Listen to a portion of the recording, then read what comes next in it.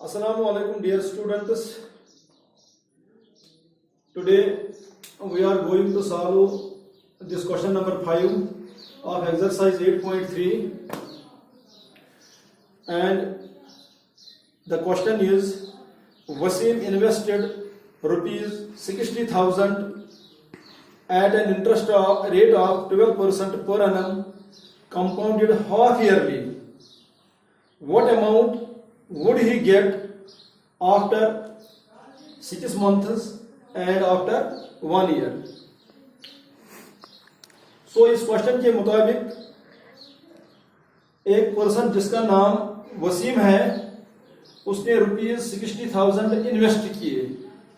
Invest माने गो कुछ जाए थे पोस जमा ताकि अमिस मिल अत के एडिशनल अमाउंट अमिस मिल अत के नफा.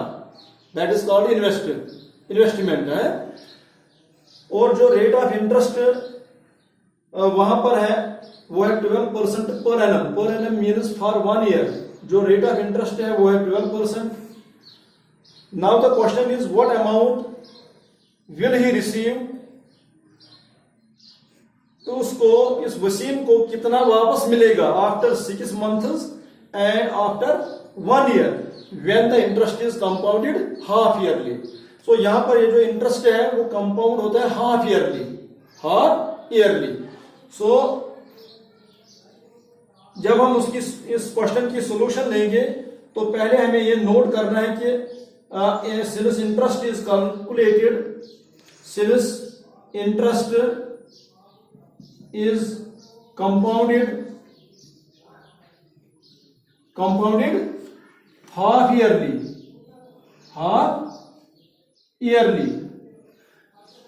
When interest is compounded half yearly, ये जो प्रिंसिपल सम है ये तो सेम रहता है, but this rate of interest और ये जो ये टाइम है गिवन टाइम ये चेंज होता है. यहां पर ये जो रेट है गिवन 12% ये फॉर 1 ईयर है. Since we have to calculate, we have to compound interest half yearly. So therefore this rate of interest it will get hard. Rate का नेस्फ हो जाएगा. सो this principle will remain same as ₹60,000. ये जो ये rate of interest है, new rate of interest, it will become 12 divided by 2%, that is equal to 6%. And in the first case we have to find the amount after 6 months. और ये जो number of periods 6 months में है वो 1 period है. इसको हम बोलते हैं कन्वर्जन पीरियड. यहाँ टाइम कन्वर्ज होता है हाफ ईयरली. 6 मंथली ये कन्वर्ज होता है क्योंकि 6 मंथ्स यहाँ पर टाइम गिवन है, लिहाजा कन्वर्जन पीरियड इसमें 1 है. N T is equal to N in the first case is equal to 6 months and it is equal to 1 half year. 1 half year. So here n is equal to 1. Now we have to calculate amount निकालने के लिए ये जो formula हमारे पास है वो आपको यहां पर यूज करनी है. वो फार्मूला वो क्या है, P into 1 plus R divided by 100 whole raised power n. और यहां पर ये जो P है, P is principal, that is 60,000. P के बदले यहां पर 60,000 इंटू 1 प्लस R है rate of interest, but it is this new rate of interest that is 6%, that is 6 divided by 100 whole raised power n. n is this number of half years. यहां पर कितने half years हैं, 1. तो raised power n के बदले 1 half year आएगा. तो यहां क्या मिलेगा, 60,000 इंटू इसका डिनोमिनेटर हमें कॉमन बनाना है. 100 से 1 को मल्टीप्लाई होगा, 1 से 6 को, तो ये बनेगा 100 into 100, 6 into 1 6 divided by 100 whole raised power 1 and it will be equal to 60,000 into 106. 100 plus 6 is 106 divided by 100 whole raised power 1 means only one times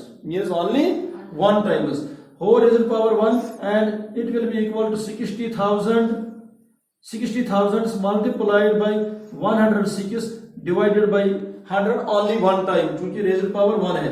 1020 cancel हो जाएंगे 2 zeros के साथ, और यहां पर जो रिजल्ट आएगा वो है 600 इंटू 106। जब हम इन दो को मल्टीप्लाई करेंगे प्रोडक्ट क्या आएगा, 0 इथे पे। अब हमने 6 से मल्टीप्लाई करना है 106 को, 6 6 30, 6 3 carry, 6 0 0 3 here, 6 1 6। So this amount will be 63,600 rupees. So for 6 months जब ये इन्वेस्ट होगा ये अमाउंट, ये principal 60,000, and after 6 months this Wasim he will receive rupees 60,600. Now the second case of the question is what amount will he receive after 1 year? एक साल के बाद कितना अमाउंट वो हासिल करेगा। तो यहां पर ये कंडीशन थोड़ा चेंज हो जाएगी, प्रिंसिपल सेम रहेगा 60,000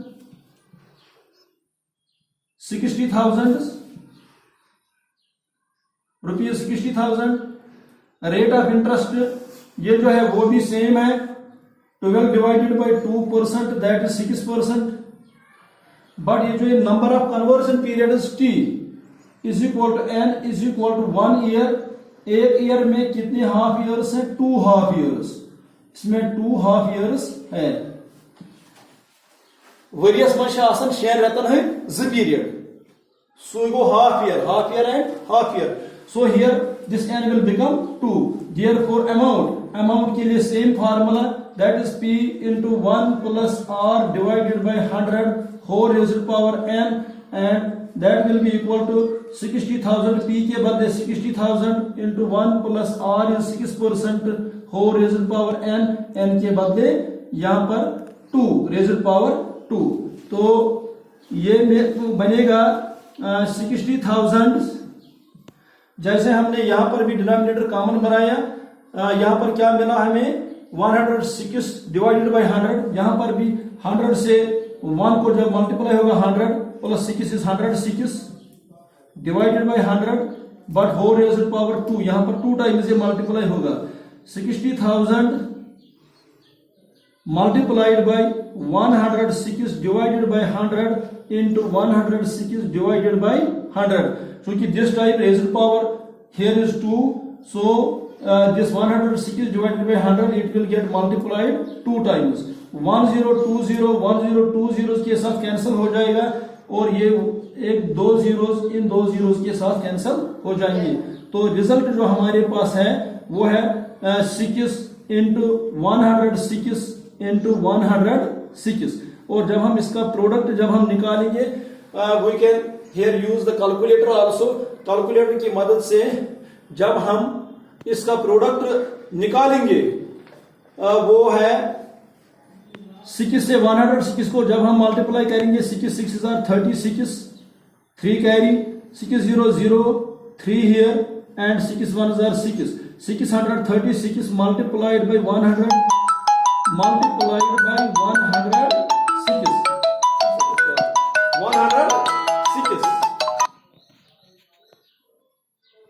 106 से जब हम 636 को मल्टीप्लाई करेंगे, शाबाश, पहले हम 6 से करेंगे, 6 6 36, 3 carry, 6 3 18, 18 plus 3 is 21, 2 carry, 6 6 36 and 2 is 38। अब 0 से करना है, यहां पर 0 0 into 0, 0 into 6 is 0, 0 into 3 is 0, 0 into 6 is 0। अब 1 से करना है, यहां पर 0, यहां पर 0, 1 6 6, 1 3 3, 1 6 6। और जब इसका एडिशन हम करेंगे 6 plus 0 is 6, 1 plus 0 is 1, 8 plus 6 is 14, 1 carry, 3 plus 3 is 6, 6 and 1 is 7, 6 plus 1 is 7 and this 6 as it is। तो ये जो ये अमाउंट आएगा ये है